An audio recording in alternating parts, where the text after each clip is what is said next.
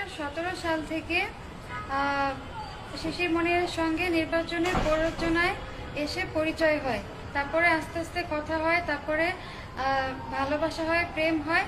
আর তারপরে হচ্ছে গিয়ে হলো 2019 সাল থেকে সে আমার সাথে ভালোবাসার শারীরিক সম্পর্ক করে যাচ্ছে।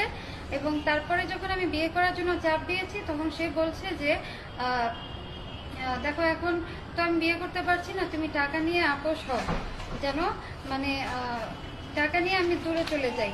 কিন্তু আমি সেটা নিতে যাচ্ছি না। আর সে হচ্ছে একটা জঘন্য লোক, এবং তার সঙ্গে তার যে জুনিয়র জায়েদ এবং তার ক্লার্ক নয়ন, এদের দুজনের সঙ্গে তার সমগামিতা সম্পর্ক আছে। খুবই খারাপ। আমি গতকালের যে ভিডিওটা রেকর্ড করেছিলাম সেটা হচ্ছে অ্যাডভোকেট মাসুদ রানার বুদ্ধিতে। তো আমি তো তখন অনেক বিপদে ছিলাম, মানে সে আমাকে যেভাবে বুঝিয়েছে আমি ঠিক সেভাবেই কাজটা করেছি, এই আর কি ঘটনা। তো যাই হোক, গতকালের ভিডিওটা সত্যি না, আর আপনারা আমার জন্য দোয়া করবেন।